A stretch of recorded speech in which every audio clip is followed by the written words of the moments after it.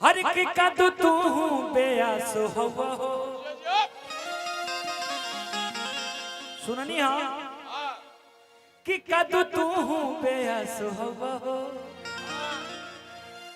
तैयारिया के कमल बास हो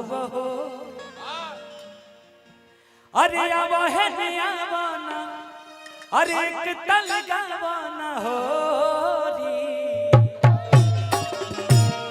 लइका कहता कि अरे पाटो के पटुआ हो तो सुतरिए के डोरी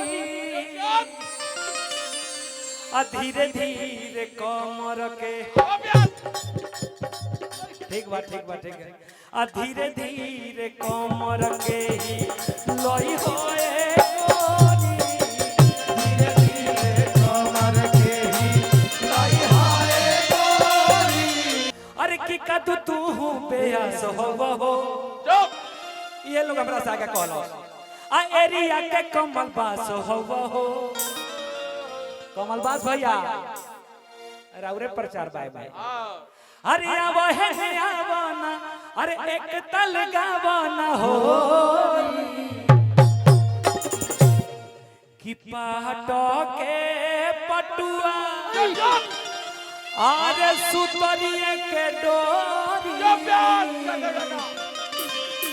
धीरे धीरे कमर के हिलई है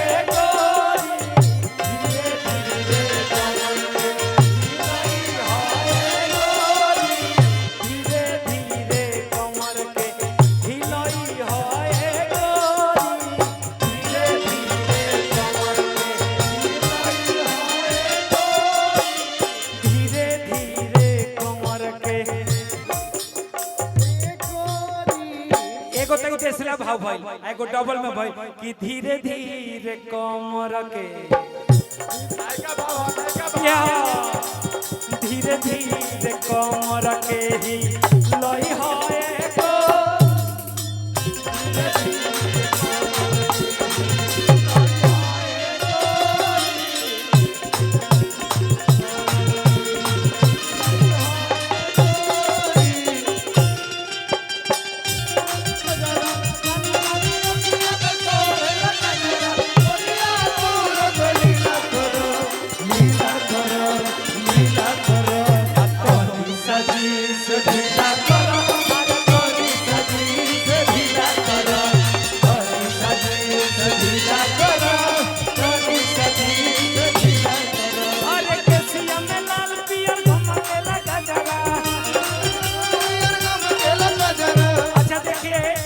पहला गाना है 2006 में इस गाने को मैंने गाया था मेरे जीवन का पहला गाना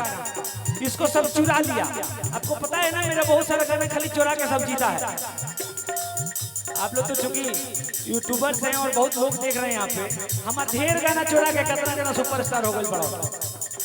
ये मेरा पहला गाना है अरे केसिया में लाल पियर चमकेला गजरा कारी कारी आँखिया में शोभेला गजरा